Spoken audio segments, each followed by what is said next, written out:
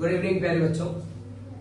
आज हम एक नए टॉपिक सीक्वेंस एंड सीरीज की बात करें। सीक्वेंस एंड सीरीज टॉपिक आपके आगामी exam EMRS, NDA, air force, first grade, second grade और तमाम आने वाली सभी कॉम्पिटिटिव एग्जाम के अंदर ये सीक्वेंस एंड सीरीज टॉपिक के क्वेश्चन मिनिमम 1 या 2 और मैक्सिमम जो है आपके 5-5 सवाल भी आते हैं। आइए टॉपिक देखिए, बहुत अच्छा टॉपिक है और इसके क्वेश्चन कैसे बनते हैं। बात करते हैं हम फर्स्ट क्वेश्चन की। एकदम सिंपल क्वेश्चन आपसे पूछा गया, if A, B, C are in AP, आपको कह रहे हैं ABC AP में है, देन विच इज ट्रू।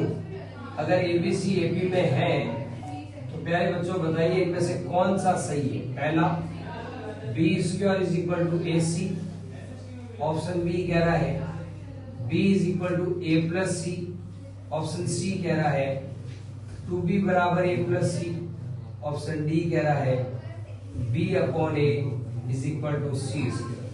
पहले बच्चों आप में से कोई जवाब देगा? चलिए बहुत बढ़िया, सी ऑप्शन एकदम सही है, बिल्कुल सही है मेरे बच्चों। अगर ABC AP में है, समानांतर श्रेणी में है, अर्थमेटिक प्रोग्रेशन में है, तो आप लोगों ने पढ़ा है कि उसका कॉमन डिफरेंस समान होता है। क्या मतलब? Second term minus first term is equal to third term minus second term, both are same. हर एक टर्म का कॉमन डिफरेंस है होता है, ये तो जानते हैं आप लोग। तो भैया यहां से ये B इधर लाइए, इसको उधर भेज दीजिए, B और B मिलकर कितना हो जाएगा 2B C+A। कितना सिंपल है ये। इतना नॉर्मल क्वेश्चन भी एयरफोर्स के अंदर पूछे हुए हैं और बच्चे जवाब नहीं देते हैं। पहले बच्चे करके आ गए B² बराबर AC। तो ये नोट कर लीजिए, स्क्रीनशॉट ले लीजिए। वेरी सिंपल सवाल से मैंने स्टार्टिंग करी है और ये बताना कोई बड़ी बात नहीं है आपको। चलिए बात करते हैं क्वेश्चन नंबर सेकंड की। क्वेश्चन नंबर सेकंड की बात करते हैं, क्या कहना देखिए।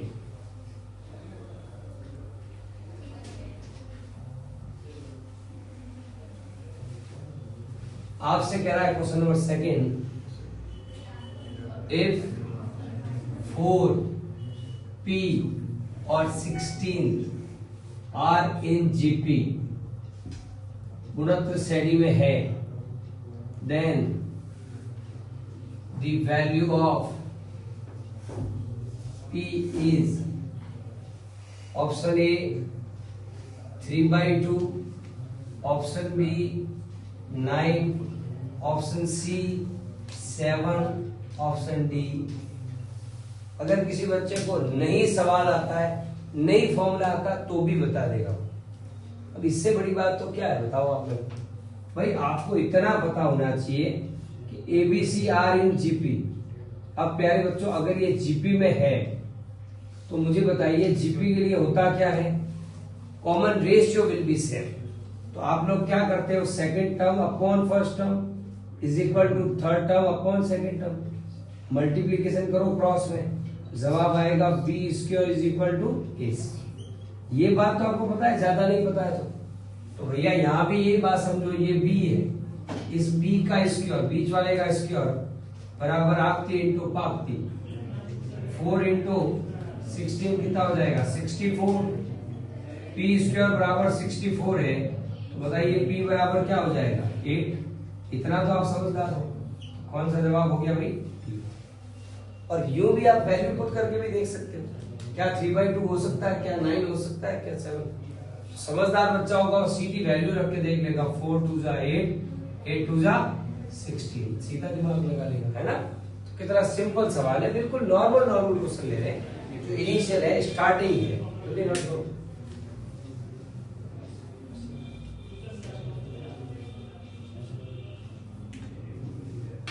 चलिए बात करते हैं क्वेश्चन नंबर 3 की।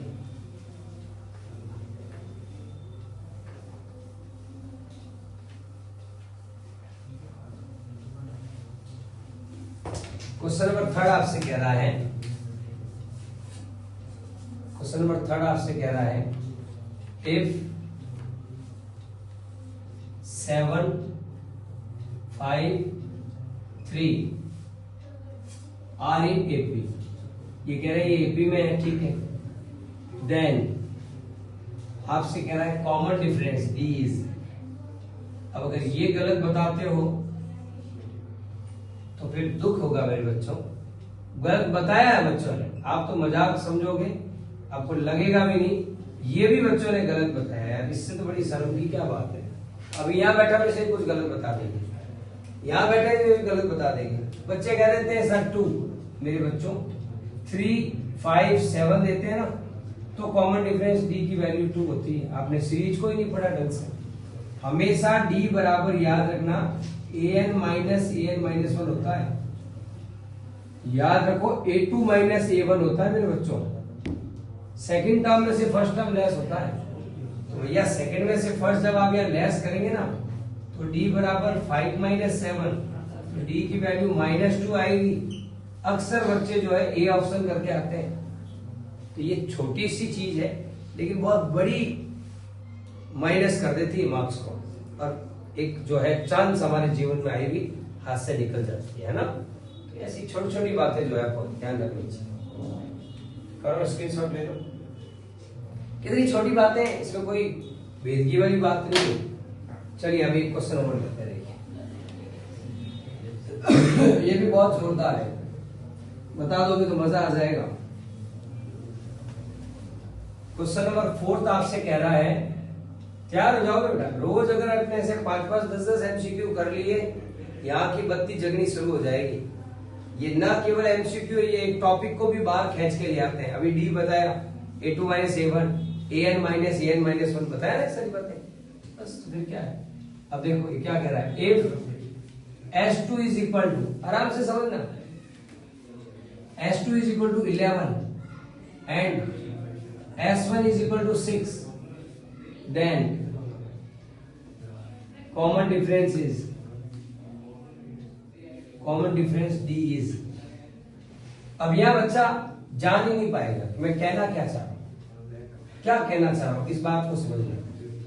ऑप्शन ए ये कह रहा है कि दो कोई टर्म है, उनका सम जो है वो 11 है और फर्स्ट टर्म उसका जो है उसका सम 6 है।